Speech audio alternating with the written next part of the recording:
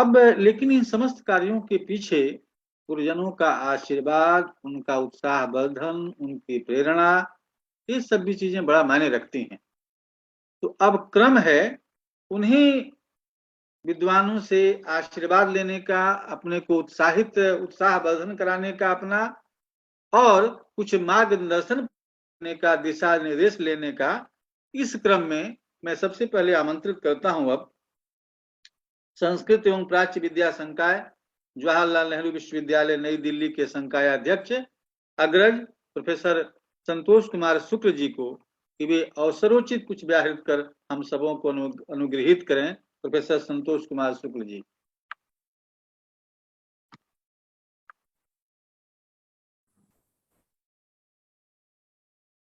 धन्यवाद आदरणीय त्रिपाठी जी।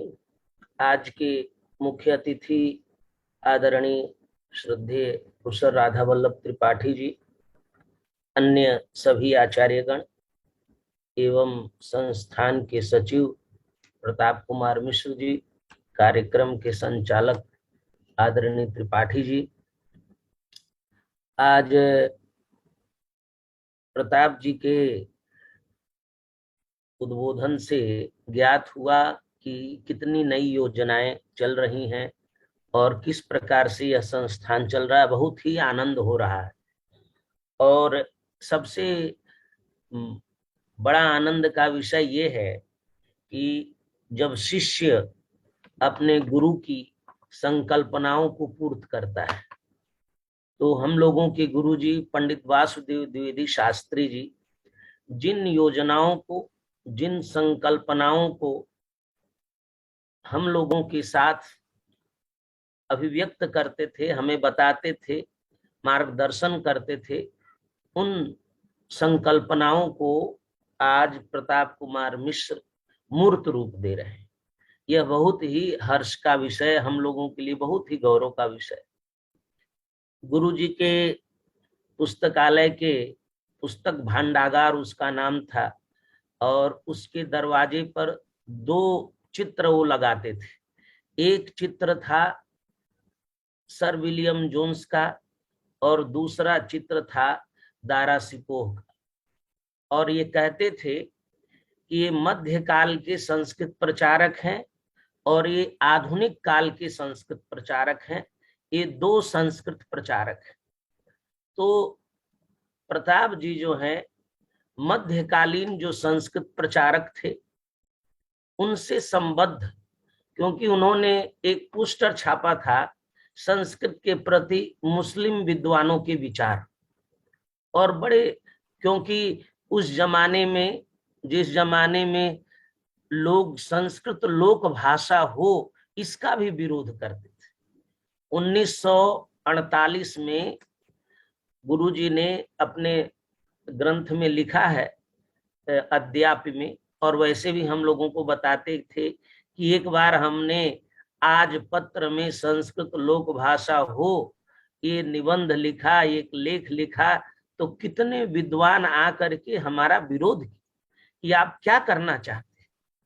तो उसी प्रकार से जिस जमाने में इन सब बातों का इतनी उदारता नहीं थी, उस जमाने में वो पोस्टर छाप करके चारों ओर भेजते थे कि मुस्लिम विद्वानों का संस्कृत के प्रति क्या विचार है, और वो हम सबको प्रेरित करते थे कि इन साहित्य रत्नों को हमें जानना चाहिए, पढ़ना चाहिए और उनका संग्रह करना चाहिए। हमारे यहाँ पंडित गुलाम दस्तगीर विराजदार आते थे और वो भी हम लोगों के लिए गुरु तुल्य थे। कभी किसी प्रकार का मन में कोई भाव नहीं आया। उसी तरह से गुरुत्व उनके प्रति भी सभी विद्यार्थियों का होता था, उनका भी स्नेह हम लोगों को मिलता था। और जिस धारा प्रवाह में संस्कृत का कार्य करते थे, और अंतिम समय में कुछ वर्ष पूर्व, पीछे एक कोरोना के पूर्व, मुझे मुरारी बापू जी के यहाँ उनका आगमन हुआ। मैं भी वहां था उनके गांव में, और बहुत सारी किताबें उन्होंने मुझे दी और बहुत प्रसन्न हुए मुझे मिल करके। कितने दिनों बाद मिलना हुआ, और सब किताबें जो उन्होंने छापी थी वो सब उन्होंने दी, गुरु जी को स्मरण कर रहे थे। तो ऐसे गुरु की कृपा हम लोगों के ऊपर थी, और इसीलिए आदरणीय प्रताप जी का इस क्षेत्र में कार्य हुआ। और इतना महत्वपूर्ण, गुरु जी तो संकल्पना की, अपने जीवन में उस कार्य को पूर्ण नहीं कर सके, लेकिन इन कार्यों को जब ये पूर्ण कर रहे हैं तो वो जहां भी होंगे उनका मन बहुत ही प्रसन्न होता होगा, उनके रोम रोम हर्षित होते होंगे। दूसरा जो कार्य वो चाहते थे कि संस्कृत को, अन्य भाषाओं में जो साहित्य है वह साहित्य संस्कृत में आए, और संस्कृत का साहित्य अन्य भाषाओं में जाए। ये भी उनका दृढ़ संकल्प का विषय था, और इसीलिए हम लोगों को सर्वदा प्रेरित करते थे कि भारतीय भाषाओं को, भारतीय लिपियों को हम जाने। और हमारा ये सौभाग्य था कि हमारे गुरु ऐसे थे जो समग्र भारतीय लिपियों को जानते थे, सभी भारतीय लिपियों में वो पढ़ लिख सकते थे, और इसीलिए उनके पास हिंदी, बंगला, मराठी, गुजराती, उड़िया, आसामी, सभी भारतीय भाषाओं के ग्रंथ होते थे उन्हीं लिपियों में, और वो पढ़ते थे, उनके मुख्य बातों को हमें समझाते थे, और उनका बहुत हम लोगों के प्रति ये आग्रह होता था और आदेश होता था कि हम लोग भारतीय लिपियां जाने। उर्दू हम जब एक बार व्याख्यान कर रहे थे, प्रतियोगिता था भारतीय भाषा एवं संस्कृत, तो कन्हैया लाल माणिक लाल मुंशी की उन्होंने एक किताब दी और बताया कि देखो कितने भारतीय भाषाओं में कितने प्रतिशत संस्कृत के शब्द हैं। उसमें एक डाटा था कि उर्दू में कितने हैं, अरबी में कितने हैं, फारसी में कितने। संस्कृत के शब्द अभी भी प्रचलित है, क्योंकि अभी जो फारसी चलती है वह नाम की फारसी है, जो फारसी थी जिसका घनिष्ठ संबंध सा, क्योंकि अब आधुनिक जो फारसी है, नाम भले ही वो फारसी है लेकिन उसमें अरबी की बहुतायत है, अरबी शब्द ही बहुत मात्रा में है, लिपि तो है ही है, लेकिन उन सब का हमें वो ज्ञान कराते थे और चाहते थे प्राकृत भाषा में जो उनका पांडित्य था। क्योंकि वो कहते थे कि मेरे पिताजी संस्कृत जिन पाठशालाओं में पढ़ाते थे वो जैनियों की पाठशालाएं होती थी, और इसके कारण वो व्याकरण के विद्वान थे, हमें प्राकृत पढ़ने का बहुत मौका मिला। तो उनको प्राकृत आती थी, पाली आती थी, और कहते थे कि संस्कृत के दो हाथ हैं, पाली और प्राकृत। तो ये भी कार्य प्रताप कुमार जी कर रहे हैं कि भारतीय भाषाओं में जो ग्रंथ रत्न है उनको संस्कृत में ला रहे हैं, अन्य भारतीय भाषाओं में ला रहे हैं। ये भी गुरु जी की हमारी संकल्पना थी, वो भी अपने जीवन में पूर्ण नहीं कर पाए। उनका मन था कि बनारस में एक हम अंतर्राष्ट्रीय छात्रावास बनाए, जिसमें भारत के विभिन्न देशों से लोग आके पढ़ें, संस्कृत सीखें, लिपियों का ज्ञान हो। इन सारी संकल्पनाओं को, ग्रंथ प्रकाशन, ग्रंथ का संग्रह, ये सब कार्य प्रताप जी कर रहे हैं। और बहुत सारी योजनाएं जो हमारे गुरु ने संकल्पित की थी, उनको यदि उनके शिष्य संपूर्ण करते हैं, उसको परिपूर्णता प्रदान करते हैं, तो यही गुरु जी के प्रति हमारी श्रद्धांजलि है, यही उनके कार्यों को आगे बढ़ाने का हमारा शिव संकल्प है। तो मैं बहुत ही प्रमुदित हूँ, सब लोग मिल करके इस कार्य को आगे बढ़ाएं और प्रताप जी को हम लोग अपना अपना सहयोग दें, जिससे जो उनके, हमारे गुरु जी के मन में जो सर्व जन हिताय और सर्वजन सुखाय मंगल कामना थी, जिनके मन में न कोई प्रांत भेद था, न भाषा भेद था, न धर्म भेद था, न जाति भेद था, ऐसे हम लोग गुरु के शिष्य हैं।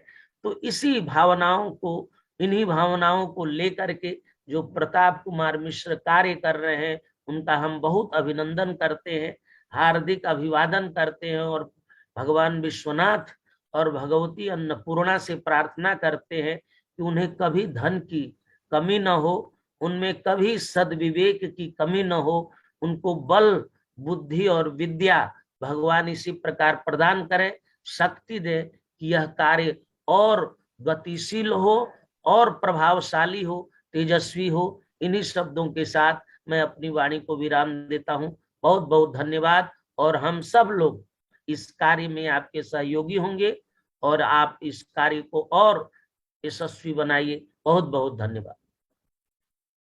हम अत्यंत अनुग्रहित हैं आपके आशीर्वचन से। और एक बड़ी अच्छी बात कि गुरु जी का पोस्टर हमको याद आ गया।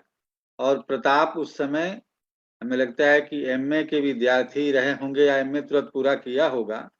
ये पोस्टर संस्कृत शिक्षा के संबंध में मुस्लिम विद्वानों के विचार, ये लाल रंग से पोस्टर छपा था, लाल रंग से वाक्य छपे थे, उसमें बहुत सारे मुसलमानों के विचार थे।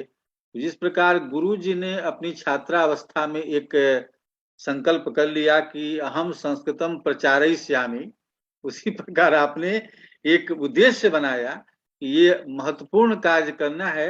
और अभी संतोष भैया ने कहा कि जिस चीज को जीवन में न कर पाए और उन्होंने सोचा था, उनकी कृति को आगे बढ़ाने का श्रेय और उनके आशीर्वाद से, हम सबों के सहयोग से भगवान विश्वनाथ आपको प्रदान करें।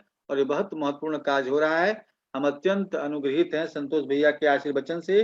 अब इसके बाद मैं फिर आशीर्वाद लेने की ही कड़ी में और अपने को थोड़ा प्रोत्साहित करने के लिए मैं पुनः आमंत्रित करता हूं असम विश्वविद्यालय गुवाहाटी में संस्कृत विभाग के आचार्य, हम सबों के आदरणीय और गुरु जी के ही शिष्य, हम सबों के गुरु पंडित वासुदेव शास्त्री के शिष्य प्रोफेसर कामेश्वर शुक्ल जी को, कि वे अपने आशीर्वचन से हमको अनुग्रहित करें। प्रोफेसर कामेश्वर शुक्ल जी।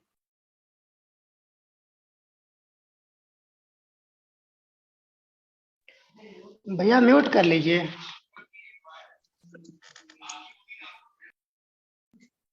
प्रत्नकीर्ति प्राच्य शोध संस्थान द्वारा आयोजित संपूर्ति सत्र एवं नव सत्राभिनंदन महोत्सव के इस पावन अवसर पर हमारे बीच अतिथि के रूप में उपस्थित आचार्य प्रवर आदरणीय श्री राधा वल्लभ त्रिपाठी जी, आचार्य सैयद हसन अब्बास जी, आचार्य इशरत आलम जी, आचार्य संतोष कुमार शुक्ल जी और आज के इस कार्यक्रम के संचालक आदरणीय श्री शरदेंदु कुमार त्रिपाठी जी और प्रत्न कीर्ति प्राच्य शोध संस्थान के विभिन्न विभागों के संयुक्त सचिव, मैं नाम उल्लेख करना चाहूंगा doctor Vimalendra Kumar Tripathi ji, doctor Pradeep Kumar Mishra ji, doctor Ram Pratap मिश्र, डॉक्टर राजेश सरकार जी, डॉक्टर प्रवीण कुमार मिश्र जी और इस संस्थान के सचिव डॉक्टर प्रताप कुमार मिश्र जी और इस कार्यक्रम से जुड़े और आज इस कार्यक्रम में उपस्थित सभी श्रोतागण। मुझे आज का कार्यक्रम देखकर और इस कार्यक्रम से जुड़कर ऐसा लग रहा है कि मुझे बहुत पहले इस कार्यक्रम से जुड़ना चाहिए था। शायद मेरा इस कार्यक्रम में पहली बार जुड़ना हो रहा है। हालांकि इसके पहले भी कई ऐसे अवसर आए, किंतु किन्हीं अपरिहार्य कारणों के चलते मैं उन कार्यक्रमों में भाग नहीं ले सका। उसके लिए मुझे बेहद दुख आज अनुभव हो रहा है। प्रत्नकीर्ति शोध प्राच्य शोध संस्थान, मैं एक बार जब वाराणसी में गया था पिछले साल, तो प्रताप जी मुझसे मिले थे और इस संस्थान के बारे में उन्होंने मुझे संक्षेप में बताया था। मुझे बड़ी प्रसन्नता हुई थी कि यह संस्थान इतना महत्वपूर्ण कार्य कर रहा है और इसकी इतनी महत्वपूर्ण बहुआयामी योजनाएं वे एक साथ लेकर के चल रहे हैं। और आज उन सब परियोजनाओं के बारे में जानकर और उस पर हो रहे कार्यों की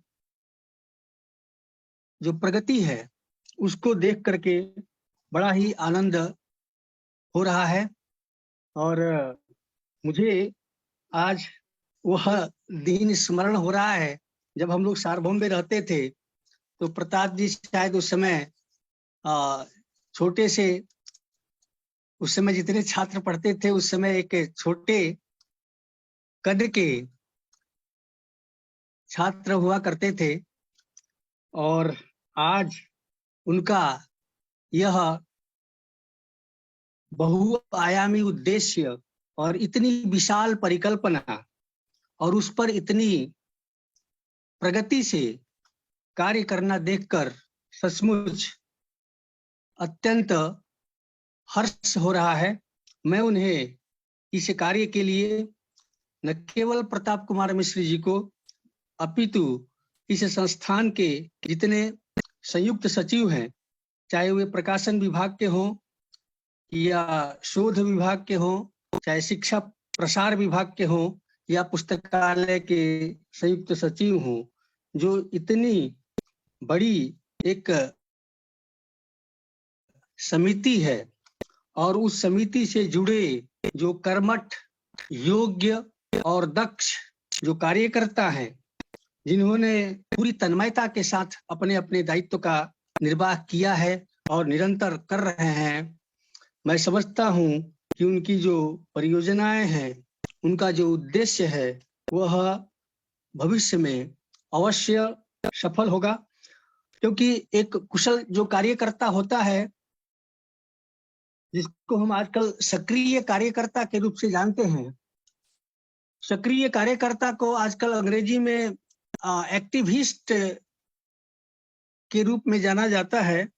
हालांकि इस शब्द का आज अवमूल्यन भी हो रहा है और अवमूल्यन होने के कारण अन्य विभिन्न अर्थों में भी इसका प्रयोग होने लगा है, किंतु एक्टिविस्ट जो शब्द है उसके प्रत्येक अक्षर पर यदि ठीक से विचार किया जाए, उसका विश्लेषण किया जाए, तो उसके जो माने निकलते हैं, जो अर्थ निकलता है, वह सचमुच एक कुशल कार्यकर्ता, एक सक्रिय कार्यकर्ता को परिभाषित करता है। मैंने देखा था एक्टिविस्ट किसी ने उसकी बड़ी अच्छी व्याख्या की थी, बड़ा अच्छा विवेचन किया था।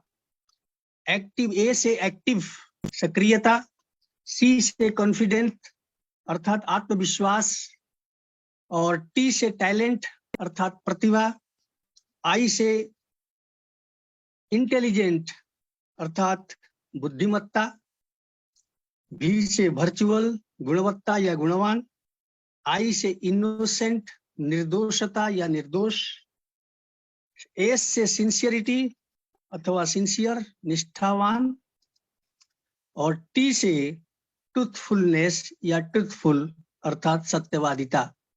मैं देख रहा हूं आज के इस कार्यक्रम में उपस्थित होकर के मुझे यह अनुभव हो रहा है कि एक कुशल कार्यकर्ता के,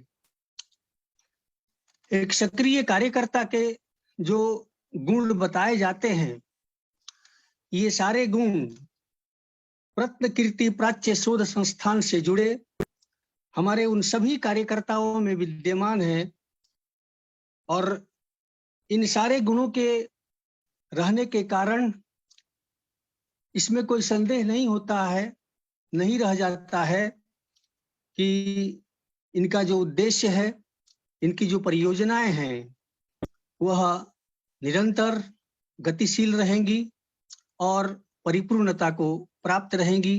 इसलिए मैं उन सारे कार्यकर्ताओं को, उन समस्त संयुक्त सचिवों को और विशेषकर इस संस्थान के सचिव डॉक्टर प्रताप कुमार मिश्र जी को हृदय से साधुवाद देता हूं, धन्यवाद देता हूं, और मुझे विश्वास है कि वे आगे इसी प्रकार से, इसी गति से इस कार्य को बढ़ाते रहेंगे।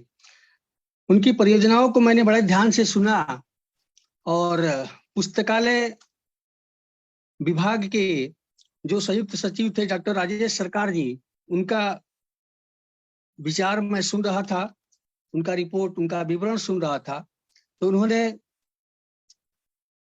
पुस्तकालय में संग्रहित अनेक पांडुलिपियों का, हस्तलिखित शब्द का प्रयोग किया था उन्होंने। मैं समझता हूँ कि पांडुलिपियों की चर्चा कर रहे थे, लेकिन ये थोड़ी सी जानकारी हम लोग को नहीं मिल पाई कि किन किन भाषाओं में उपलब्ध पांडुलिपियों का संग्रह पुस्तकालय में है।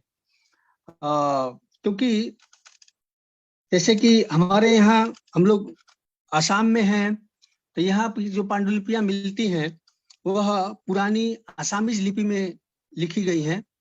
और स्थिति ये है कि पुरानी आसामीज लिपि को पढ़ने वाला पूरे आसाम में मुश्किल से 2 या 3 लोग हैं। जो स्थानीय लोग हैं वो भी उस लिपि को पढ़ पाने में असमर्थ हैं।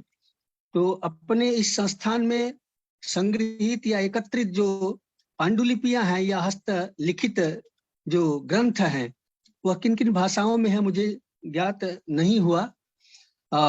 फिर भी उन संग्रहित हस्तलिखित ग्रंथों का अनुवाद और उनका प्रकाशन करने का जो कार्य हो रहा है यह अपने आप में बड़ा ही मूल्यवान है। मैं एक चीज इसमें जरूर जोड़ना चाहूंगा, यदि कार्यकर्ताओं को और रत्नकीर्ति शोध संस्थान के अन्य जो हमारे अधिकारी वर्ग हैं, यदि उनको अच्छा लगे तो इस पर जरूर विचार करेंगे। वह यह कि हमारे यहाँ संस्कृत जगत में प्रायः सभी विषयों पर कार्य हो रहा है और मैं समझता हूं कि बड़ी द्रुत गति से और बड़ा मूल्यवान कार्य हो रहा है। एक चीज जो मैं अनुभव करता हूं कि इस पर भी कार्य होना चाहिए, वह है संस्कृत साहित्य में विज्ञान विषय पर शोध और उसका प्रकाशन। संस्कृत साहित्य में विज्ञान विषय पर शोध और प्रकाशन से मेरा तात्पर्य है स्वदेशी विज्ञान के बारे में शोध और प्रकाशन, जिस पर कार्य बहुत कम हुआ है। नहीं हुआ है नहीं कह सकते, कार्य हुआ है, किंतु उतना नहीं हुआ है जितनी की आज आवश्यकता है। और इसके लिए सबसे बड़ी जो समस्या हो रही है वह यह कि जो संस्कृत जानते हैं वे विज्ञान नहीं जानते, जो विज्ञान जानते हैं वो संस्कृत नहीं जानते हैं। इसलिए हमें ऐसे 2 व्यक्तियों की आवश्यकता है जो संस्कृत भी जानते हों और विज्ञान भी जानते हों, या दोनों अलग अलग विषय के हों, तो एक साथ बैठ करके इस विषय में कार्य करें। यह मेरे मन में एक विचार आया था जिसे मैंने इस अवसर पर प्रस्तुत करना उचित समझा, क्योंकि भारत के विज्ञान में या भारत के विज्ञान को हम भारतीय ही आज तक मुक्त कंठ से स्वीकार नहीं करते रहे। भारतीय परंपराओं में विज्ञान विरोधी मानने की जो एक मानसिकता है, उस मानसिक या यूं कहें कि मानसिक दासता है, उस दासता को दूर करने का एक यह महनीय प्रकल्प हो सकता है। तो मैं समझता हूं कि इस विषय में भी यदि पहल किया जाए तो रत्नकीर्ति प्राच्य शोध संस्थान के अन्य बहुआयामी परियोजनाओं के साथ यह भी एक मूल्यवान परियोजना जुड़ जाएगी। इसलिए मैं ज्यादा समय नहीं लूंगा।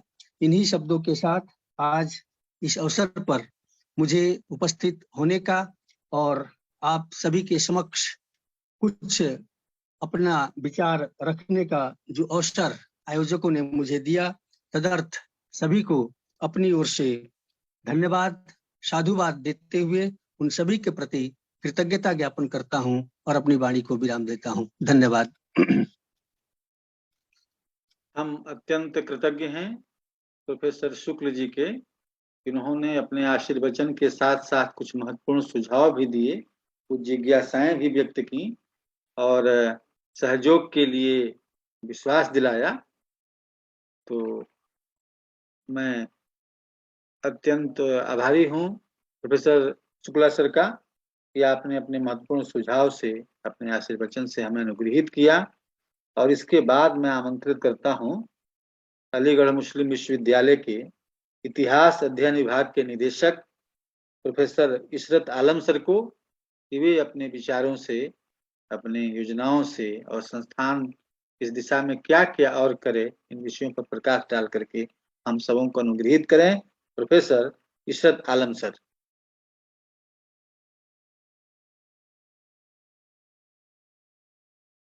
प्रताप जी जुड़े हैं सर ना? प्रताप सर जुड़े हैं? जुड़े हुए हैं, शायद उनके साथ वो आवाज सर की नहीं जा रही है हम लोगों की, वो कुछ उनके साथ परेशानी आ गई है।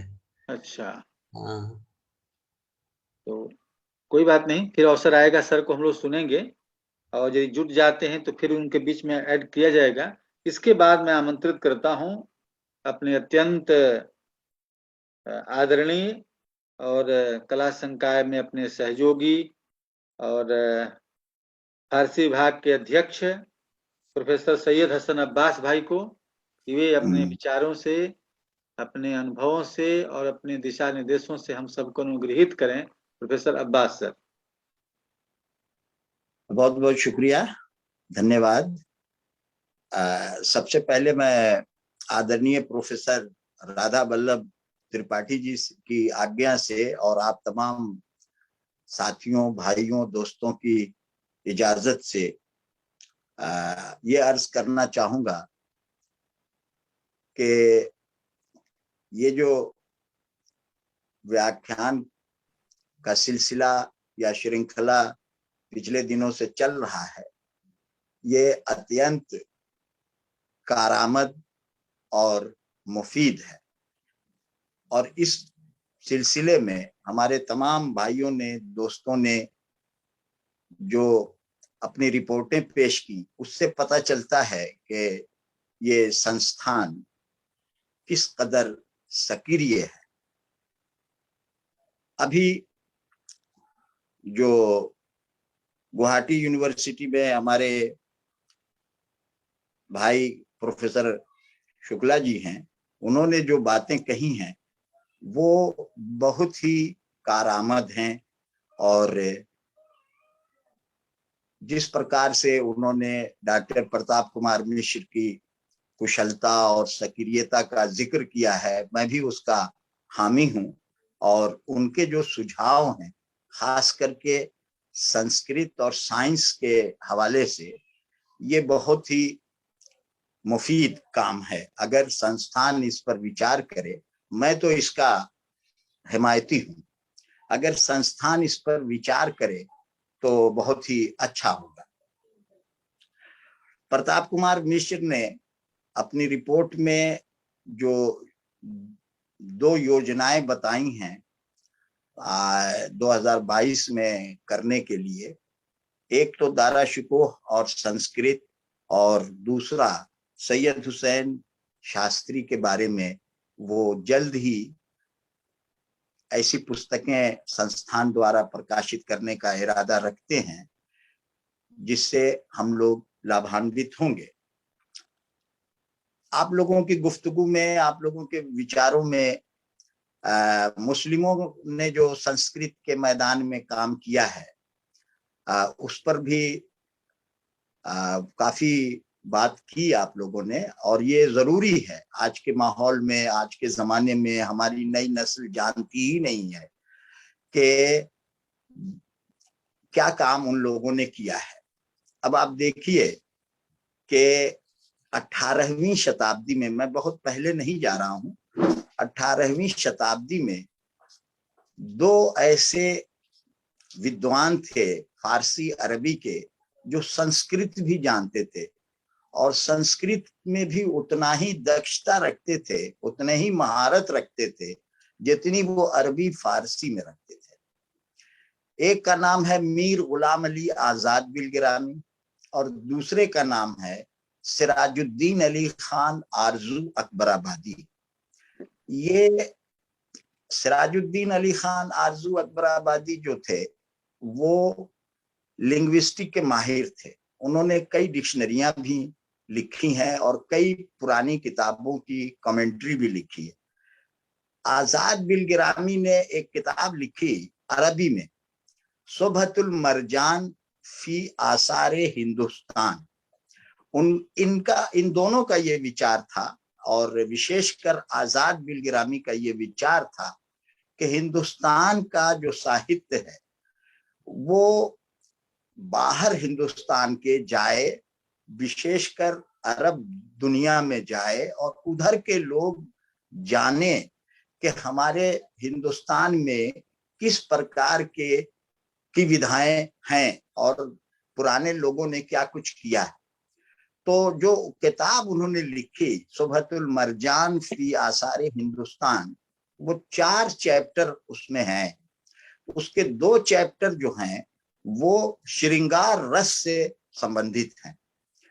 ये पहली बार था कि फारसी अरबी, पहले उन्होंने अरबी में लिखा, बाद में जब अरबी में लिख चुके तो उन्हें उनके शिष्यों ने, उनके दोस्तों ने ये मशवरा दिया कि आप इसे फारसी में भी लिखें ताकि ईरान के लोग या वो देश या वो जगहें जहां फारसी का चलन है वो लोग भी जाने कि भारत की जो साहित्य है, भारत का जो साहित्य है, विशेषकर संस्कृत टारगेट था कि संस्कृत में जो बातें हैं वो दूसरों तक, खास करके ईरानियों तक पहुंचे। तो उन्होंने सुबहतुल मरजान के 2 आखिरी चैप्टर का, यानी तीसरे और चौथे भाग का, उन्होंने फारसी में अनुवाद किया और मिसालें पहले अरबी में ढूंढ ढूंढ करके दी हैं और फिर फारसी में भी फारसी के कवियों के अशआर से मिसालें दी हैं। अब देखिए कि इसी बनारस में राजा ईसरी प्रसाद के दरबार में एक साहब थे जो दरबार में, आमतौर पर पुराने दरबारों में हर भाषा के लोग होते थे, विद्वान होते थे, उसमें उन्होंने इस किताब के 2 चैप्टर का, शुरू के 2 चैप्टर का, यानी अरबी सुबहतुल मरजान के राजा ईसरी प्रसाद के फरमाइश पर उन्होंने उसका उर्दू में अनुवाद किया, जो मुंशी नवल किशोर के प्रेस से छपा भी। अब रही बात ये कि अच्छा, इससे पहले भी औरंगजेब के जमाने में इसी विषय पर, श्रृंगार रस पर और संस्कृत के ग्रामर पर एक किताब लिखी गई। औरंगजेब के आखिरी जमाने में एक किताब लिखी गई, उस किताब का नाम है तोहफतुल हिंद। बड़ी फारसी में बहुत उम्दा किताब है अपने विषय पर, लेकिन इन सब बातों से हमारी नई नस्ल, वर्तमान नस्ल भी वाकफियत नहीं रखती। जरूरत इस बात की है कि संस्थान की जो पत्रिका निकालने का जो विचार है, या पहले निकलती थी, अब भी उसको जारी रखने का विचार है, उसमें इस तरह की बातों को हिंदी में लिखा जाए, संस्कृत में लिखा जाए, ताकि हमारे जो विद्यार्थी हैं, हमारे जो रुचि रखते हैं साहित्य में, वो इन सब बातों से वाकिफ हो सकें, उनको ये जानकारी मिल सके। इसी बनारस हिंदू यूनिवर्सिटी में मौलवी महेश प्रसाद हुआ करते थे, सारे लोग जानते होंगे, पुराने लोग खास करके उर्दू, फारसी, अरबी के विभाग में उस जमाने में 3 कंबाइंड विभाग हुआ करते थे। उसमें वो असिस्टेंट प्रोफेसर थे। उन्होंने जितने उर्दू में जो लेख, गालिब पर खास करके उनका काम है, और गालिब के लेटर्स पर बहुत अच्छा काम है उनका, और बहुत यानी गंभीर जिसको कहते हैं। उन्होंने जितने लेख लिखे हैं, अरबी के उस्ताद थे। मैं अपनी बात को बढ़ाऊंगा तो बहुत यानी लंबी हो जाएगी, लेकिन मैं इशारा सिर्फ कर रहा हूं कि वो अरबी के विद्वान थे, अरबी के उस्ताद थे। उन्होंने, वो पहले यूनाइटेड इंडिया के पहले विद्यार्थी थे जिन्होंने ओरिएंटल कॉलेज लाहौर से मौलवी आलिम फाजिल की डिग्री हासिल की थी अरबी फारसी में, और वो अपने नाम के साथ मौलवी भी लिखते थे और आखिर में आलिम फाजिल भी लिखते थे। मौलवी महेश प्रसाद, नीचे लिखते थे आलिम फाजिल, जैसे आजकल हम लोग लिखते हैं MA PhD डीलिट जो भी लिखते हैं, इसी प्रकार से वो लिखते थे। उन्होंने जितने हिंदी भाषा में ज्यादातर मजामीन लिखे हैं, देवनागरी में उस जमाने की पत्रिकाओं में वो मजामीन छपे हैं, उन्होंने अरबी के बारे में, अरबी लिंग्विस्टिक के बारे में, अरबी जबान के बारे में, अरबी भाषा की विभिन्न चीजों के बारे में जो जानकारी अपने लेखों में दी है, उनको भी संकलित करने की जरूरत है। वो हिंदी में है। और मेरा एक प्रस्ताव ये है कि मौलवी साहब के इस प्रकार के काम वो उर्दू में भी लिख सकते थे और लिखा भी है, लेकिन उन्होंने खुद एक जगह बताया है कि मेरा हिंदी में लिखने का मकसद यही है कि हमारे देश के लोग, हमारे वतन के लोग ये जाने कि अरबी में क्या कुछ है। और उन्होंने सुलेमान सौदागर, जो इब्ने बतूता से 500 साल पहले हिंदुस्तान और चीन आया था, उसने अपना ट्रेवलॉग लिखा। उसका उन्होंने अरबी से हिंदी में तर्जुमा किया, यानी डायरेक्ट अरबी से हिंदी में तर्जुमा किया। और उन्होंने अपनी यात्रा वृत्तांत जो लिखी, वो ईरान गए थे 1929 में, तो उन्होंने अपनी जो यात्रा वृत्तांत लिखी वो मेरी ईरान यात्रा के नाम से हिंदी में लिखी, ताकि वो ईरान के बारे में, उस जमाने के ईरान के बारे में हमारे लोग जान सकें कि देश क्या है, उसका रस्म रिवाज क्या है, तौर तरीका क्या है, बहुत सारी बातें, वहाँ की तहजीब क्या है, ये सब चीजें हैं। कहने का मेरे मकसद ये है कि इससे बहुत फायदा होगा। हमारी नई नस्ल तो बिल्कुल नहीं जानती है। मैं तो विश्वविद्यालय में हूँ, हमारे दोस्त अभी फरमा रहे थे, कह रहे थे, वो भी खूब अच्छी तरह से जानते हैं, संस्कृत में है, हिंदी में है, बहुत से लोग जानते हैं। तो ये सब चीजें हैं।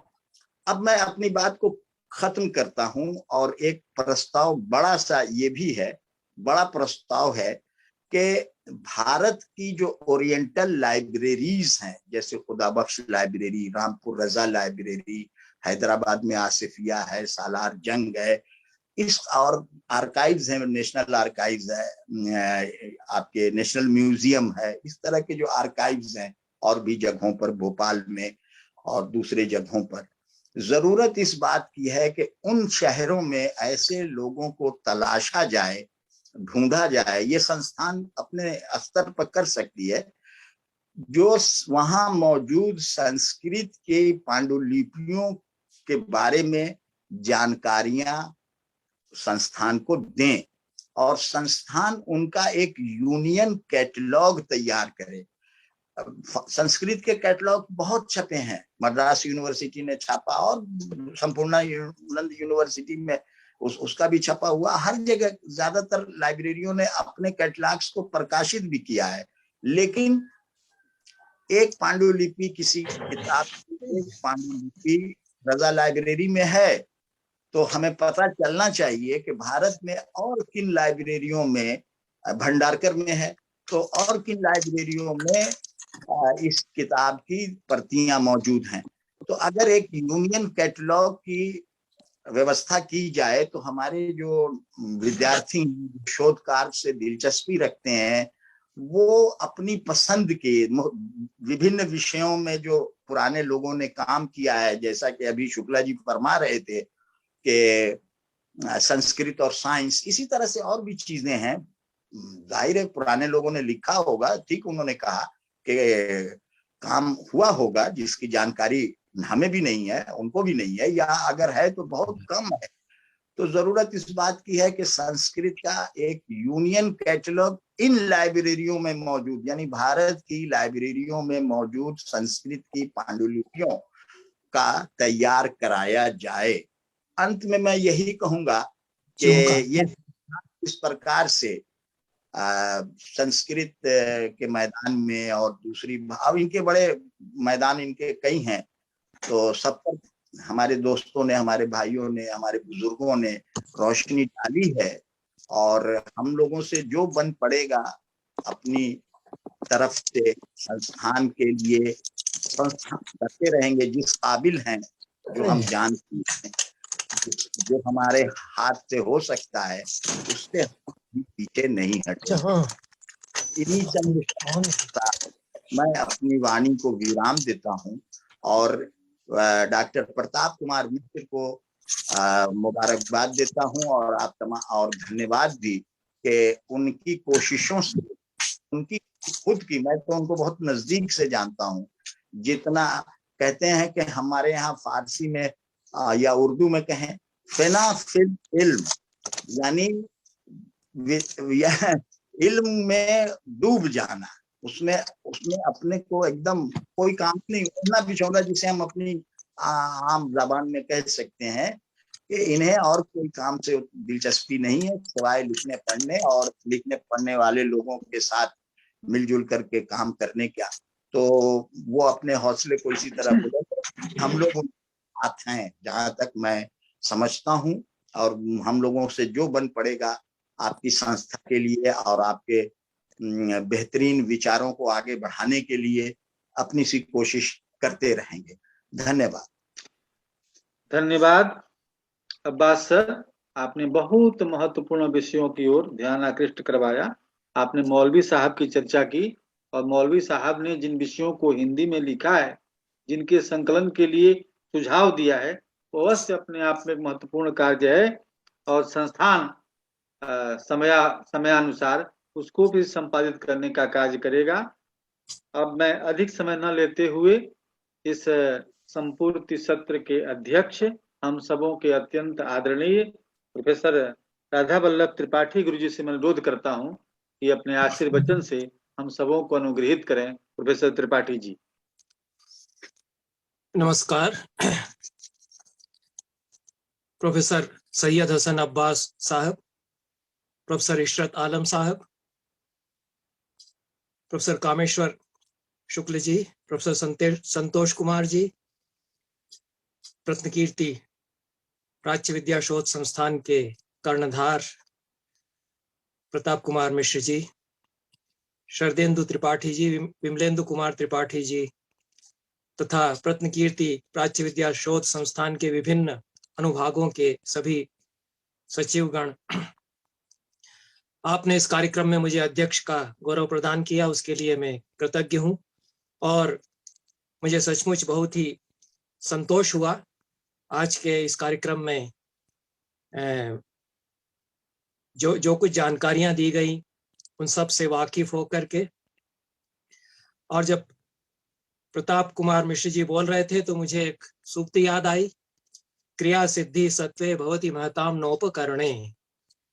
जो बड़े दिल वाले लोग हुआ करते हैं उनके लिए सफलताएं बाहरी साधनों पर उतनी नहीं टिका करती, उतनी निर्भर नहीं होती जितनी कि उनके भीतर की जो ताकत है, सत्व उनके भीतर है।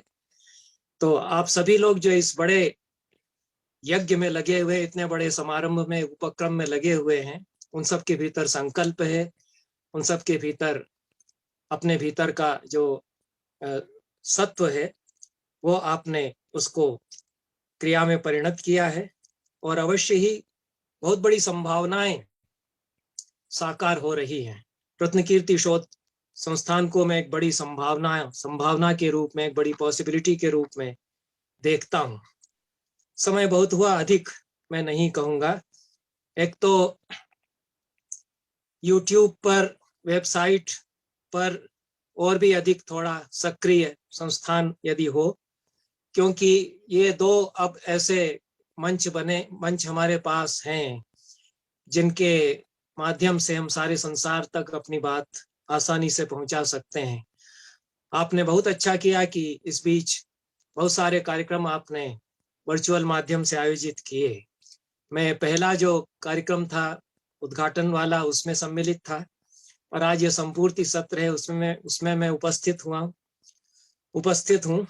तो मुझे पाणिनि की परंपरा का एक वाक्य याद आया, सूत्र की वृत्ति में है, आदि अंत्येन सहेता अंत्येन इता स आदि मध्यस्य स्वस्य च बोधकः। तो जो आदि में रहता है और अंत में भी रहता है, वो मध्य में भी उसको उपस्थित मान लिया जाता है। मैं सारे कार्यक्रमों से परिचित होता रहा, उनकी सूचनाएं मुझे प्राप्त होती रही मुझे बहुत प्रसन्नता होती रही।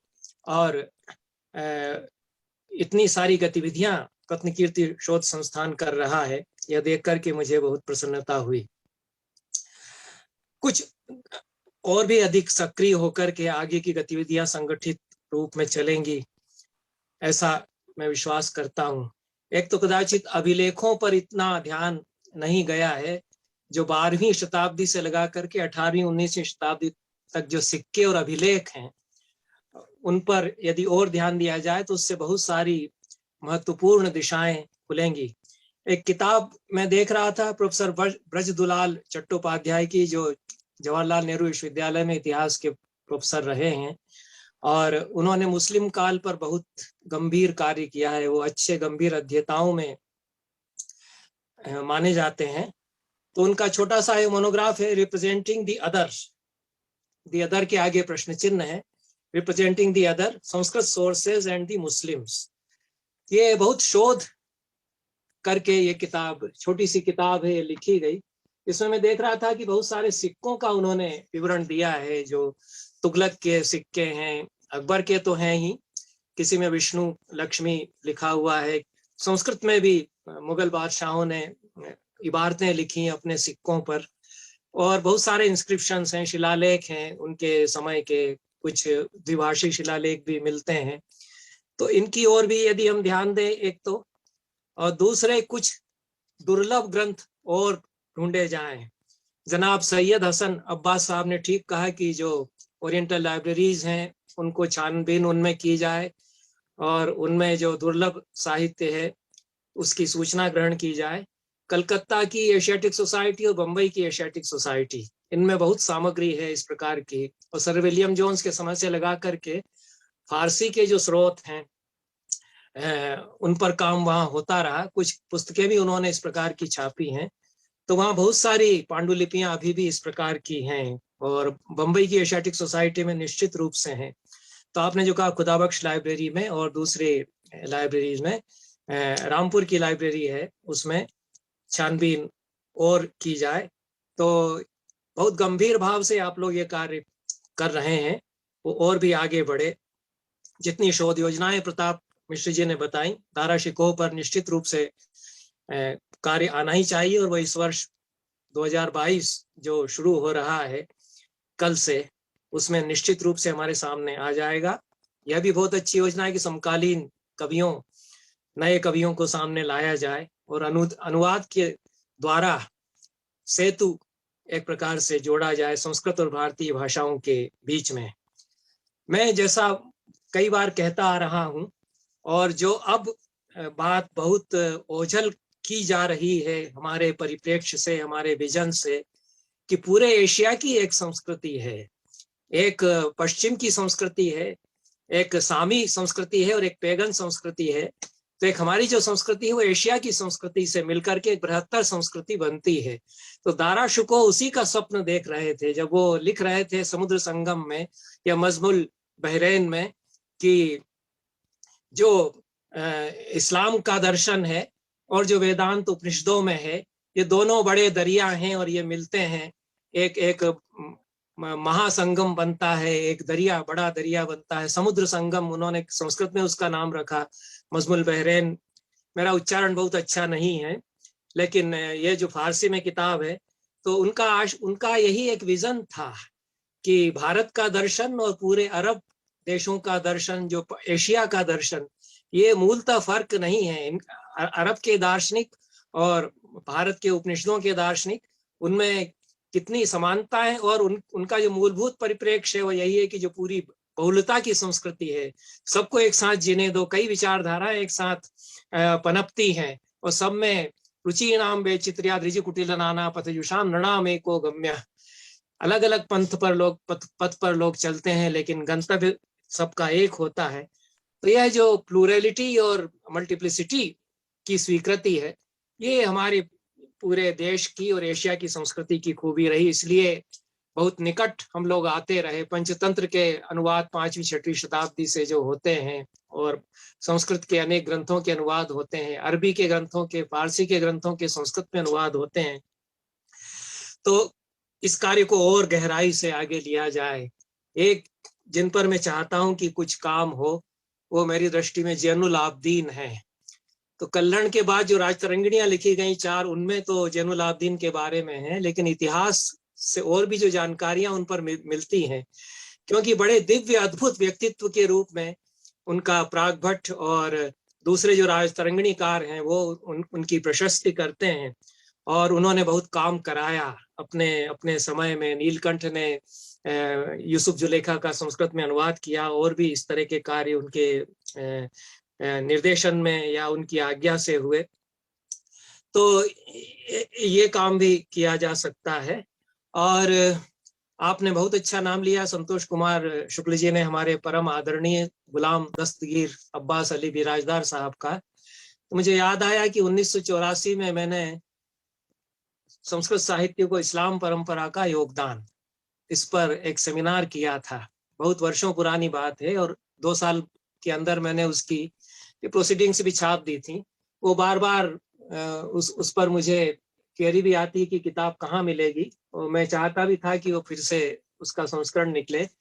तो उस सेमिनार में गुलाम दस्तगीर अब्बास अली बिराजदार साहब आए थे, और उसके पहले भी वो मिलते रहे, उसके बाद में भी उनसे मुलाकातें खूब होती रहीं। बहुत स्नेह रखते थे, उनका तो बड़ा दिव्य विग्रह उनका था, कितने सौजन्यमय व्यक्ति वे हुआ करते थे। तो सबके लिए बड़ा स्नेह उनके मन में था। तो उन्होंने बहुत सुंदर भाषण संस्कृत में तो देते ही थे। उन्होंने जो भाषण दिया वो मेरे चित्त में बड़ा अका हुआ है, तो उसी के बारे में बताऊंगा। और गुलाम दस्तगीर अब्बास अली बिराजदार साहब पर भी कुछ हमको चर्चा करनी चाहिए। एक मोनोग्राफ उनके ऊपर आए, उनके बहुत सारे लेख हैं। इसी किताब में उनका जो व्याख्यान है वो प्रमुख अतिथि के रूप में, वो उसमें बहुत सारी सूचनाएं हैं इस विषय पर। पंडित विद्यानिवास मिश्र भी उस संगोष्ठी में थे, उन्होंने सवाल कुछ उठाए थे। और बहुत बड़े समाजशास्त्री जो उस समय अध्यक्ष हुआ करते थे उच्च शिक्षा अनुदान आयोग के, हमारे यहाँ प्रोफेसर श्यामाचरण दुबे, वो भी उद्घाटन सत्र में थे। तो 3 अलग अलग ध्रुवों के लोगों का उसमें मैंने समागम कराया, उनमें संवाद संभव हुआ। तो ये जो संवाद हम चाहते हैं कि अलग अलग परंपराओं से आए हुए लोगों में परस्पर संवाद हो, और पूरी एशिया की संस्कृतियों के बीच में, उनकी सभ्यताओं के बीच में संवाद हो, जो कि चला आ रहा था। पंचतंत्र का अनुवाद जब से कराया गया सीरियाई भाषा में, पहलवी भाषा में, तब से लगा करके 1500 साल पहले से जो संवाद चला आ रहा है, और उसके भी पहले महाभारत काल से ही चला आ रहा है। क्योंकि यवनों के बारे में, दूसरे देशों के मजहबों के बारे में तो महाभारत में भी खूब बातें बताई गई हैं। तो वो संवाद ज्यादा से ज्यादा बढ़ाया जाए और उसके सेतु और बांधे जाएं, क्योंकि इसकी बहुत ज्यादा जरूरत है। आपने कहा कि युवा पीढ़ी को जानकारियां नहीं है, इतनी ही बात नहीं है। युवा पीढ़ी के सामने बहुत सारे गलत तथ्य पेश किए जा रहे हैं, बहुत ही विकृत तस्वीर पूरी हमारी परंपराओं की खड़ी की जा रही है, और दिमाग में जहर घोला जा रहा है। इसके लिए केवल यही जो एक विनम्र शुरुआत हम लोग कर सकते हैं, उसके सिवाय और कोई उपाय नहीं है कि धीरे धीरे लोग पहचाने सत्य को। क्योंकि सत्य की जो ज्योति है वह जितना ही ज्यादा अंधेरे, कितना ही अधिक अंधेरे का घटाटोप हो, उसमें वो आभा उसकी खत्म नहीं की जा सकती है अंधेरे के द्वारा। अंधेरे के द्वारा ज्योति नहीं निगली जा सकती, ज्योति अंधेरे को मिटाती है। तो वही काम करना है कि जो गलत फहमियों का अंधकार फैलाया जा रहा है, अज्ञान का जो अंधकार है हमारी इन पूरी परंपराओं के बारे में, पूरे मुगल काल में, मध्यकाल में जो बहुत बड़ा संवाद इन संस्कृतियों के बीच में, भाषाओं के बीच में पैदा किया जा रहा था कि फारसी और संस्कृत के बाइलिंगुअल कोश बन रहे हैं। बहुत सारे कोश बनाए गए संस्कृत और फारसी के, पारसिक पद प्रकाश बनाया गया, और भी कोश बनाए गए, और इस तरह के बहुत सारे ग्रंथ भी लिखे गए। तो वो प्रक्रिया और भी आगे अब जरूरत है कि उसको बढ़ाया जाए। तो जो मुझे याद आई गुलाम दस्तगीर अब्बास अली बिराजदार साहब की, तो उन्होंने अपने उद्घाटन भाषण में, उस सेमिनार में ये बताया कि जब मैंने संस्कृत का अध्ययन करना शुरू किया और मैंने तय किया कि मैं इसी क्षेत्र में काम करूंगा, संस्कृत के प्रति समर्पित रहूंगा, तो मेरे समाज की तरफ से शंकाएं उठाई गई और आक्षेप किए गए। और उन सब के कारण मैं थोड़ा विचलित एक बार दरगाह पर बैठा हुआ था। उसको उन्होंने अपने व्याख्यान में समाधि स्थल कहा है। हजरत जंगली पीर की दरगाह, उस लोकेलिटी में वो रहते थे और वहां जाकर के दरगाह पर कई बार बैठते थे, समाधि में डूब जाते थे। तो उन्होंने उस भाषण में बताया कि मैं उस दरगाह पर बैठा था और समाधि की दशा में एक श्लोक मेरे भीतर बार बार उपजने लगा। तो श्लोक उन्होंने सुनाया, वो एक बार मैंने सुना और मुझे याद है तब से, विपदो नैव विपदः संपदो नैव संपदा विपद विस्मरणम विष्णु संपन्न नारायण स्मृति। तो उन्होंने कहा कि श्लोक मेरे भीतर कुछ गूंजा, बार बार आने लगा और मैं इसको फिर बता करके पंडितों से पूछने लगा कि कहाँ का श्लोक है। अब उसका स्रोत कौन बताएगा, वो तो एक गूंज उनके भीतर आई उस श्लोक की, और उस श्लोक को लिए हुए वो कार्य करते रहे कि विपत्तियां आती रहती हैं, संपत्तियां भी आती जाती रहती हैं, लेकिन जो लक्ष्य है उसको विस्मृत नहीं होने देना है। तो इसी स्मृति के साथ में हम आगे बढ़े। उसी व्याख्यान में खान अब्दुल रहीम खान खाना की चर्चा गुलाम दस्तगीर अब्बास अली बिराजदार साहब ने की थी, और बहुत सारे पक्ष उनके खानखाना के अभी भी हैं। आपने तो छाप दिया है खानखाना चरितम रुद्र कवि का, वो मैंने जो वॉल्यूम्स थे रमा चौधरी साहब के मुस्लिम पैटर्नेज टू संस्कृत, उसमें भी मैंने पढ़ा था, और उस पर हमने जो संगोष्ठी कराई उसमें भी उस पर चर्चा हुई, वो अलग से छपा हुआ भी मिलता है। लेकिन इस तरह के बहुत सारे काव्य हैं और बहुत सारे इस तरह के ग्रंथ हैं जो अब नहीं मिल रहे हैं। मैंने एक अब्दुल्लाह चरितम की कई बार चर्चा की है जो 18वीं शताब्दी में भट्ट लक्ष्मीधर ने लिखा। वो मंत्री थे मुगल बादशाहों के यहाँ, वो छोटे सैयद बड़े सैयद का सारा वृत्तांत उन्होंने 1000 श्लोकों में संस्कृत में बहुत सुंदर ढंग से लिखा। इतिहास का बहुत बड़ा स्रोत वह है, और जो हिस्ट्री के लोग हैं वो इनका कोई संज्ञान नहीं लेते, इनका कोई कॉग्निशन नहीं लेते। कितने सारे संस्कृत में सैकड़ों महाकाव्य हैं जिनमें मुगल हिस्ट्री के बारे में बहुत सारी जानकारियां हैं, मुगल बादशाहों के चरित्र जो उन महाकाव्यों में लिखे गए, अलग से भी चरित्र लिखे गए हैं। अकबर पर आपने बहुत सारा साहित्य जो संस्कृत में है उसकी जानकारियां दी ही हैं। तो उन्होंने रहीम का एक श्लोक सुनाया, उससे मुझे लगता है कि रहीम के बारे में और काम करने की जरूरत है। प्रसिद्ध श्लोक है वैसे तो, रत्ना करोस्ति सदरम गृहिणी च पद्मा किम देय मस्ति भवते जगदीश्वराय राधा गृहीत मनसे अमनसे चतुभ्यम दत्तम मया निज मनस्तविदम ग्रहाण। बिराजदार साहब ने कहा कि ये रहीम का श्लोक है, उनके किसी उसमें मिलता है, और मैं चौंका। उन्होंने कहा कि महाराष्ट्र में जो कीर्तन करने वाले लोग हैं, जो वैष्णव कीर्तन करते हैं संप्रदाय से लोग, वहां वो इस श्लोक का पाठ करते हैं। तो रहीम कितने बैठे हुए हैं भारतीय जनमानस की आत्मा में, उनका संस्कृत काव्य कितना रमा हुआ है इस देश की धरती में। और श्लोक तो बहुत सुंदर है ही, गंगाष्टकम उनका बहुत सुंदर है, अच्युत चरण तरंगिणी इत्यादि जो है, और वही दोहा उनका है, उसी भाव का उनका दोहा भी है। तो ये संवाद किया जा रहा है जो वो 4 भाषाओं में, 2-3 भाषाओं में एक साथ लिख रहे हैं, शार्दुल विक्रीडित छंद, उसमें वो भाषाओं के बीच में संवाद कर रहे हैं। वो उन्हीं भावों को संस्कृत में पिरो रहे हैं, उन्हीं भावों को ब्रजभाषा के दोहों में पिरो रहे हैं। तो यह जो रहीम किस तरह से रम गए थे इस देश की संस्कृति में, इस देश की भाषाओं में, भाषाई संस्कृति में, कि लोगों ने कंठहार बना लिया उनके श्लोक को, कीर्तनकारों ने, पारंपरिक कीर्तनकारों ने। तो और भी इस तरह की सामग्री हमको मिल सकती है, उसको और भी हम अपने सारे संकल्पों के साथ में उसको संजोते रहें और प्रकाशित करते रहें। जैनुल आबदीन का मैंने उल्लेख किया, एक नवरस मंजरी किताब है, गोलकुंडा के बादशाह थे इब्राहिम आदिल शाह, वो भी अब मिलती नहीं है। मेरी बहुत इच्छा थी कि उसको मैं देखूं। और सरस्वती सर्व सुंदर, इस तरह से उसकी कुछ शुरुआत होती है।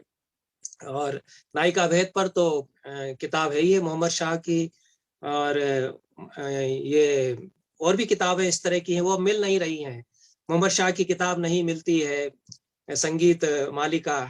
और अकबर शाह की जो रस मंजरी है, उसको तो वी राघवन साहब ने बहुत अच्छा संस्करण उसका निकाला था, वो फिर से भी संस्करण वहां से निकलने की तैयारी की जा रही है, ऐसी मुझे जानकारी है। तो इस तरह की और भी कई ग्रंथ हैं। अल्लोपनिषद लिखा गया, प्रताप नारायण मिश्र जी का कयास है कि वो शायद फैजी ने ही लिखा होगा, उसकी तरफ ध्यान नहीं जाता है। तो क्या उस समय दृष्टि है उन लोगों की कि वहाँ अल्लोपनिषद लिखा जा रहा है, प्रबोध चंद्रोदय के अनुवाद हो रहे हैं। अब वो अनुवाद फारसी में जो हुए हैं वो नहीं सब मिलते हैं, उन पर भी काम किया जा सकता है। गुलजार हाल जो अच्छा अनुवाद है फारसी में प्रबोध चंद्रोदय का, वो इस पर एक लेख एसपी नारंग साहब ने हमारी संगोष्ठी में पढ़ा था। तो ये एक शुरुआत जो चली आ रही थी वो कहीं बीच में टूट गई और आपने वो सिलसिला फिर से जोड़ा, बखूबी जोड़ा, बहुत अच्छी तरह से जोड़ा और उसको इतनी अच्छी तरह से आप निभा रहे हैं, बहुत बड़ा काम कर रहे हैं। मैंने तो कुछ टूटी फूटी इधर उधर की बातें कही, मैं इसमें शामिल हूँ आपके साथ में। आपने मुझे इसमें बहुत इज्जत बख्शी, आपने किसी कमेटी का भी मुझे इसमें सदस्य बनाया है, तो जो कुछ मुझसे बन पड़ेगा मैं इसमें करूंगा सहयोग के नाते, और बहुत बहुत शुभकामनाएं मैं अर्पित करता हूँ। बहुत मौसम खराब है और मेरी तबीयत भी अच्छी नहीं थी। प्रताप मिश्रा जी ने कहा था कि आधे ही घंटे में कार्यक्रम समाप्त हो जाएगा, लेकिन अच्छा हुआ, अच्छा चला, काफी देर तक चला। और मैं फिर से सब लोगों को धन्यवाद देता हूँ, आशीर्वाद देता हूँ, जो सब छोटे लोग हैं और जो समवयस्क लोग हैं उन सब के लिए शुभकामनाएं अर्पित करता हूँ और आशा करता हूँ कि और भी सक्रिय रूप में गतिविधियां अगले साल नए साल के साथ में हमारी चलेंगी। बहुत धन्यवाद।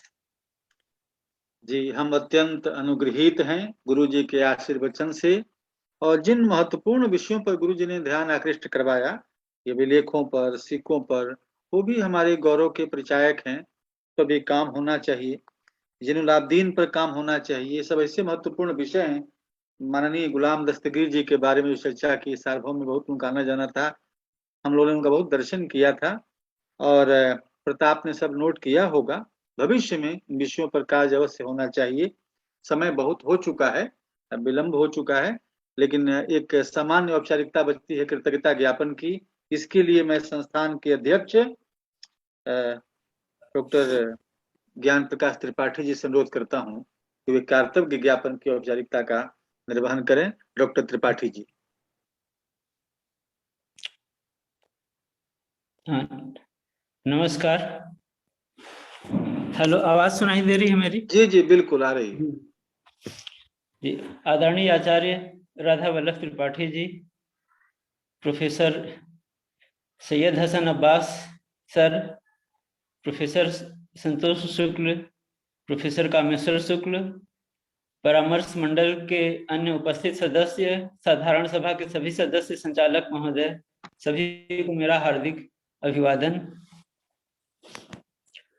मैं साहित्य का छात्र नहीं रहा हूँ, इसलिए ऐसे अवसरों पर तो मैं एक श्रोता के तौर पर ही उपस्थित होता रहा हूँ।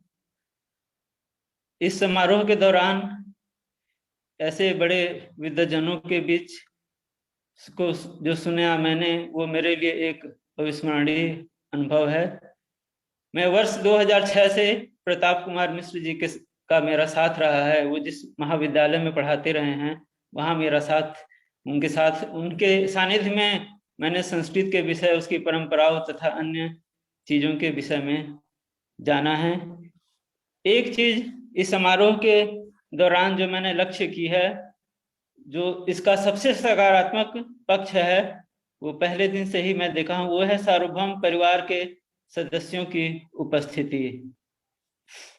प्रताप जी अक्सर सार्वभौम की चर्चा करते रहे हैं, वो उसके एक अभिन्न अंग थे, और उसके माध्यम से कई लोग जो इस समारोह में लगातार उसके एक अंग रहे हैं, शायद वो मुझे नहीं जानते हों, लेकिन मैं उन्हें प्रताप जी के माध्यम से ही परिचित रहा हूँ। तो संचालक महोदय जसरदेंदु त्रिपाठी जी और प्रोफेसर संतोष कुमार शुक्ल जी, ये खास तौर से इनका इस आयोजन में जुड़ना और रहना, ये हृदय प्रसन्न हो गया इन चीजों को देख करके, क्योंकि प्रताप के मन में इस बात की बहुत कसक रहती थी कि सार्वभौम परिवार से निकले जो लोग हैं वो अलग अलग जगहों पे स्थापित हैं, वो मिलकर अगर काम करें तो, जिसे कहते हैं एक्सपोनेंशियल ग्रोथ, घातीय वृद्धि इनकी ताकत में हो सकती है। तो मैं सार्वभौम परिवार से जुड़े सभी सदस्य जो इस समारोह के दौरान हैं और जो आज उपस्थित हैं, उनसे मैं निवेदन करूंगा कि वो मिल करके अपने गुरुजी के सपनों को साकार करने के लिए इस मंच का उपयोग करें। इससे हमें बहुत प्रसन्नता होगी और इससे देश में संस्कृत को एक नई दिशा भी मिल सकेगी। और सैयद हसन अब्बास सर इस संस्थान के अभिन्न अंग हैं और ये बहुत सी चीजें जो संस्थान से उपलब्धियां हैं वो उनके जुड़े होने की वजह से ही हो सकी हैं। जैसा कि प्रताप से अक्सर पता चलता रहता है कि जगह जगह हर पग पर वो हमारा मार्गदर्शन करते रहे हैं। उन्होंने अनेक महत्वपूर्ण सुझाव दिए हैं जिन्हें हम प्रयास करेंगे पूरा कि वो पूरे हो सके। आचार्य राधा वल्लभ त्रिपाठी जी, इन्होंने जो बात कही है कि YouTube पर या अन्य पत्रिकाओं पर संस्थान के कार्यक्रमों की उपस्थिति रहे, ये बहुत ही विचारणीय है। और खुद संस्कृत के विद्वानों को हिंदी पत्रिकाओं में बहुत कम ही मैंने पढ़ा है, सबसे ज्यादा इन्हें ही राधा वल्लभ त्रिपाठी जी को ही पढ़ा है। सबसे पहले इनका आजकल पत्रिका में एक लेख था भैंसा चालीसा पर, जिसका जिक्र मैंने प्रताप से किया था और वो बहुत आश्चर्य उन्हें हुआ और खुश भी हुए क्योंकि उसकी पांडुलिपि उनके पास थी और इस बात को लेकर बहुत ही प्रसन्न थे कि इसे किसी ने नोटिस किया है और ये प्रकाशित हुआ है। तो आज ये राधा वल्लभ त्रिपाठी जी हमारे इस संस्थान से जुड़े रहे हैं, परामर्श मंडल के सदस्य रहे हैं। ये हमारे लिए सौभाग्य की बात है, आज उन्हें सुनने का अवसर मिला, ये भी हमारे लिए सौभाग्य की बात है। और इनका ये सुझाव बहुत ही महत्वपूर्ण है कि आजकल की जो नई पीढ़ी आ रही है इनके बीच सही तथ्यों का प्रकाशन हो, ये सही तथ्यों को जाने। तो यदि सार्वभौम परिवार के सदस्य मिलकर प्रयास करते हैं तो हम इसमें आशातीत सफलता पाएंगे, ऐसी हमें आशा है। इसके बाद हम अपने शोध विभाग के विमलेंदु और प्रकाशन विभाग के प्रदीप कुमार मिश्र, शिक्षा प्रसार के राम प्रताप मिश्र और संयुक्त सचिव राजेश सरकार जी, इन लोगों का बहुत बहुत आभार व्यक्त करता हूं। इन्होंने सीमित संसाधनों में सर्वोत्तम परिणाम दिए हैं। एक बार फिर मैं यहाँ आज उपस्थित सभी सदस्यों विद्वज्जनों का आभार व्यक्त करता हूं जिन्होंने आज इस कार्यक्रम को सफल बनाने में अपना योगदान दिया है, तथा वो सभी लोग जो शुरू से आखिर तक अपने अथक परिश्रम से इस समारोह को सफल बनाने में जुटे रहे, दिन रात परिश्रम किया, उन सबका मैं बहुत बहुत आभार व्यक्त करता हूं। धन्यवाद त्रिपाठी जी, आपको भी। और अंत में मैं शंभू तिवारी को आमंत्रित करता हूं कि संस्था के एकता गीत के साथ, गुरुगीत के साथ इस कार्यक्रम का समापन करें। शंभू कुमार तिवारी जी। प्रणमामि।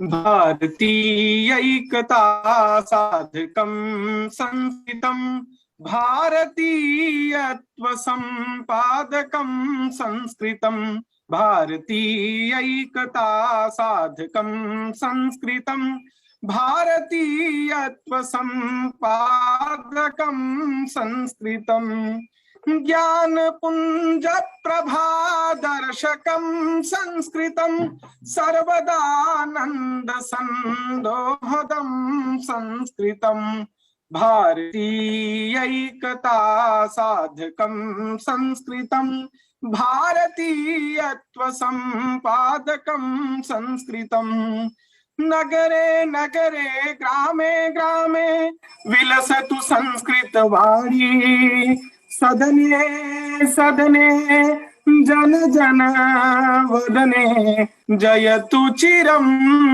कल्याणी, सत्यशील सौंदर्य समीरा, ज्ञान जला गतिसारा, छल छल कल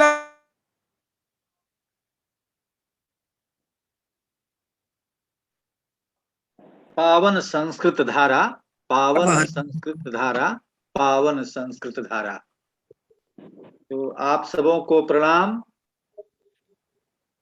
जो त्रुटियां हुई हों उस सब के लिए क्षमा याचना करते हुए और आप सबों के लिए शुभ रात्रि बोलते हुए, और हम नए साल में, नए साल की आप सबों को ढेर सारी शुभकामनाएं देते हुए, भगवान विश्वनाथ से आप सबों के लिए ढेर सारी मंगल प्रार्थना करते हुए, माननीय अध्यक्ष जी की स्वीकृति से, उनकी अनुमति से इस सभा को समाप्त करने की आज्ञा चाहता हूं।